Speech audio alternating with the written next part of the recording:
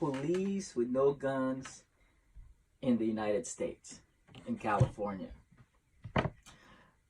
I'm doing this video to inform everybody there are actually police officers that do not carry guns in the United States or in California. How do I know that? It is because I was one of them. I was a probationary officer at the Department of State Hospital, and I just want to educate everybody on what it's like to be a hospital police officer, and what was my experience there. Okay, what are these police officers with no guns? What are they? Are they real police officers? And actually, according to the state of California, yes, they gave them the power to arrest people. Also, you can do that also for a citizen's arrest, or security guard can make a citizen's arrest. But anyways, these guys actually have their own police cars, and they're trying to be as much as police officers, just like everybody else, because they were given the uniforms and the power to be as police officers. You can see on this article, it says unarmed police officers investigate burglary in progress. It's weird because an arm and investigating burglary in progress. Even security guards carry guns. They're trying to pitch to the governor. They're trying to make a pitch to the governor to have him carry guns, but with all the police brutality and misconduct, we just saw what happened in Costco. A man with a mental disability got shot by a cop. I don't know if that's a good idea. So the governor here in California should really think about giving this guy guns. Anyways, I want to talk about these guys. Who are they? Well, they're hired by the Department of State Hospitals, and they're located in, some of them are located in Atascadero. I know you never heard of that place. Nobody wants to live there, and you know. There's one in Coalinga, Napa, Patton, and Metropolitan State Hospital in Norwalk. Basically, these guys have their own police academy as well. And last time I was there, and it's in San Luis Obispo. And it's not post-certified, believe it or not, but it's a police academy. So these guys are not post-certified, but they're considered police officers. They don't carry no guns. They're within their hospital for the mentally ill's jurisdiction when they have their police cars. And these guys, you know, they try to act as much as like the regular police officers with guns, but in actuality, they're the laughing stock of all the police officers. I mean, they get no respect because, number one, they carry no guns, and my experience there, they carry no morals at all. What do these guys do?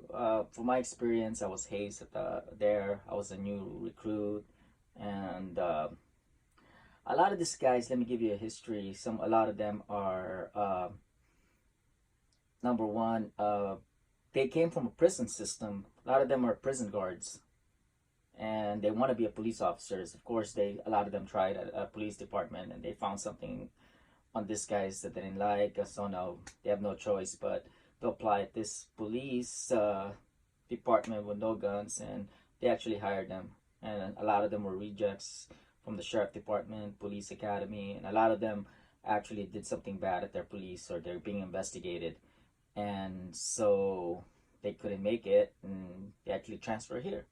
So we got a lot of rejects here. And the other thing is, this is the most out of shape police department that you would ever see. If you walk in here, these guys are very, very out of shape. Why? Because the qualification, number one, to be a police officer here is we had a bike that we had to pedal. You have to pedal our own weight. It was set like that. That was it. That was the qualification. Unlike the other police department where you have to run a mile in about, what, 15, 12 minutes, 10 minutes, or whatever it is. These guys don't have that qualification, so it's really easy to be a hospital police department. And the academy is a joke, man. You know, even if you're so out of shape, you'll pass the academy. These guys don't, you know, I mean, put anything into being in shape. And it's weird because it's a lot of politics involved. There was a trainer there, one of the cadre trainer there, who was accused of harassment, and he was still, you know, able to teach the class and stuff. And that was, I question that stuff. These guys are, a lot of them are uneducated, and they do a lot of stupid stuff. Like one of the hospital, one of the mentally ill patients stood up on top of the basketball court. I forgot which hospital it was. Was it Coalinga, I believe, or Napa? One of those things. You got to look it up. It might be on YouTube. I'm gonna go look it up and maybe comment on it or something. Um, Stood up there. So this guys had this illegal guns with like those plastic pellets bullets that leave a mark and stuff, and they used it against this guy. And then they had like something on the bottom that would catch him. And let me fix this screen. Just went off. And actually, they shot the guy, and the guy went down, and it was very questionable. And I think they got in trouble for it, but I don't know how much trouble they got. And anyways, so when I was hired at the Metropolitan State Hospital, and instead of putting me in the academy first, they put me at the start to work right away inside, and I was harassed by this ugly sergeant who became a lieutenant, and this bald-headed South Korean or North Korean, whatever he was, who always talks about his guns, who wants to be a sergeant so bad that he would kiss ass and change tires of their sergeant, his superior, and he wants to feel important, tells everybody about his houses, about his gun collections, and just to feel important. And he likes to be looked upon because he's like this little dude, bald-headed, ugly dude who just, you know, has no life. I think he's also divorced or something like that. He wants to feel important, so he would do everything he could to just be a sergeant, or be a sergeant at least. Well, anyways, one of this ugly lieutenant, you know, and maybe he's miserable because, you know, he doesn't like his life. You know, his wife bosses him around. Probably his wife is unattractive. Of course, I know he has kids. He had told me, and maybe he's getting bossed around. And most of these guys, they get into this profession because they actually, the reason why they get into this profession is a lot of people have this type A personality, and they get into this profession of becoming a police officers, and so they want power. So what this lieutenant did to me, he was used to be a sergeant, was, you know, he picked on me, and I was hazed and stuff. I don't know if it was by his order or whatever it was. I was told to do presentations up there and in front of everybody, and these are not qualified instructors, let me tell you. And they would call me stupid behind the scenes, or eat me alive if whatever. I just didn't say anything because I'm like, okay, man, I'm working here, and there's no point to fight with this out of shape guys who are just, you know, just a bunch of losers who wants to haze, and, you know, they know that's illegal and stuff like that. Well, anyways, they would teach you how to do this jiu-jitsu just in case you get hand-to-hand whatever with the mentally ill. And these guys are teaching it, this sergeant and this sergeant that became a lieutenant, they're actually, I don't know, I don't even think that, they're not black belt in jiu-jitsu. They took a class, and I think they're purple belt, yellow belt, whatever belt they were. And they would teach the classes if they were like, you know, Sordon from the Power Rangers or something like that. And, you know, one of them like had like one of the sergeant that became a lieutenant had like a ringtone of Mortal Kombat, as if he was like this badass guy or whatever. But, you know, it's as ugly as he is, and, you know, he's just a terrible person whatsoever. What else did they make me do, and what else goes on there? Well, basically what you do, you stay in a post just like a security guard at first. They weren't supposed to have me start, but I think they did that to haze people. They claimed they did that to train people, but we were being hazed. We were doing the presentation. We were the only one that had to do it. The experienced guys don't have to do that. We get, you know, humiliated. I was made to clean up food mess and stuff like that. There was also, I believe, a lot of racial thing going on. Um, Mexicans, they were favored because this is a hex Hispanic dominated profession, and so they would be throwing parties for birthday present for a Mexican dude, and it was just like it was just terrible. And I felt they had like a preferential treatment, and so that was one of the things that went on there. Another thing is when I got hurt and complained about, um, there was a bruising on my chest because the one of the sergeant that became a lieutenant didn't do his job. He was walking back and forth, and I filed for workers' comp, and things got worse, and I started to get haze more, reading up every day, every single day, and stuff like that. This is what these guys do, you know. And one of the thing that concerns me about this police officer's misconduct is the police misconduct they do is the way these things are set up. When I was there, I heard that they have their own. I saw that they have their own detective. So what ends up happening is if they've been on a patient and they investigate, it's very biased. They only convicted one out of like thousands that they investigate. That's what I heard and stuff. And so if you're a mentally ill patient, if you have a family member that's mentally ill in there and they get beat up or whatever, um, nothing is done about it. There was a police officer there that was, being investigated like I think 7 times or 9 times for beating on a patient using force, like extreme force, and he was let back 7 or 9 times or whatever times he was. They're still working today and stuff like that. I'm worried about this mentally ill patient, and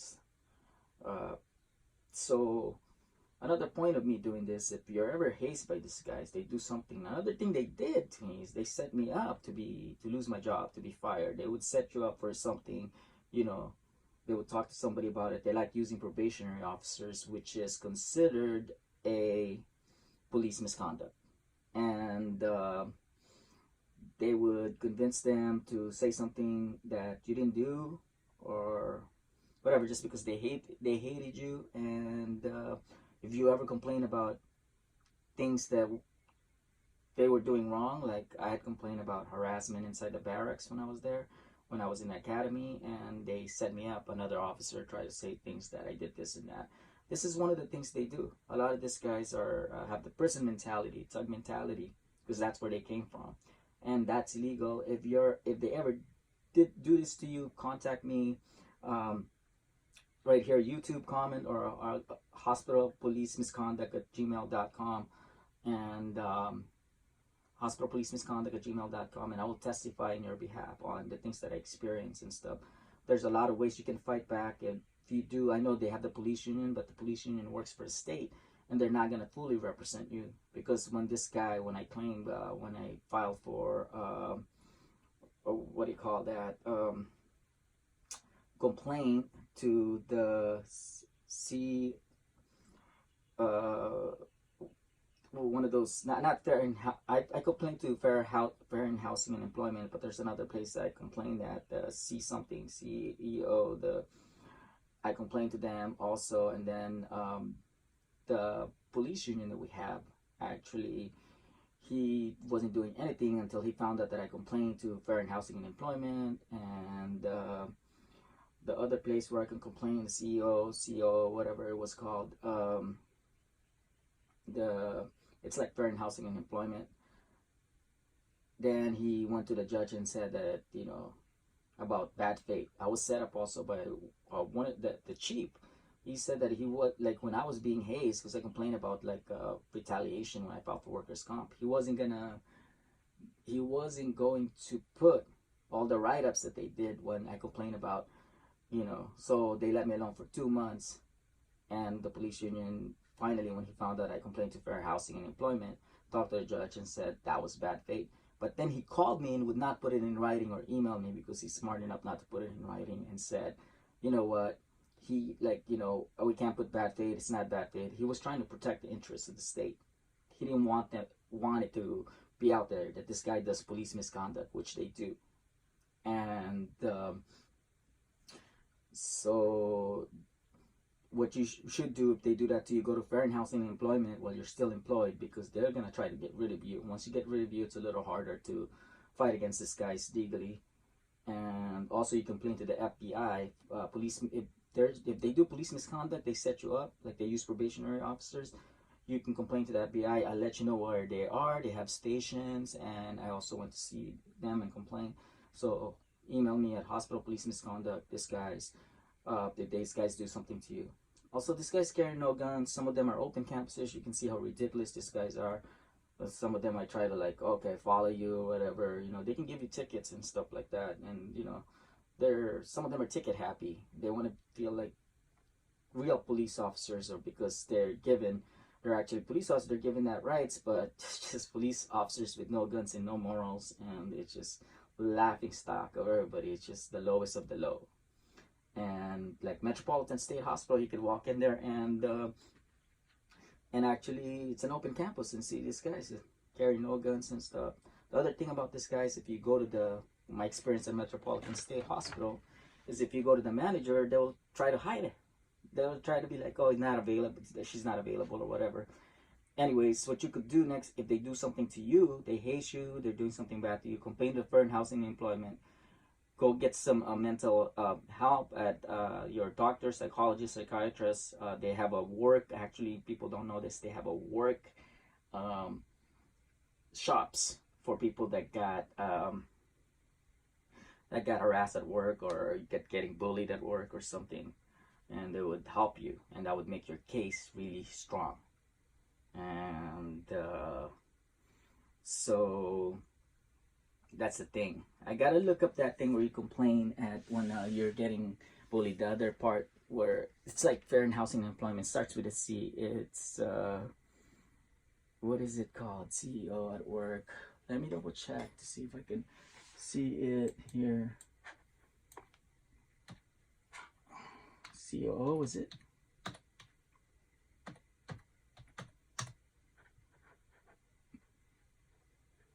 Yeah, Michael.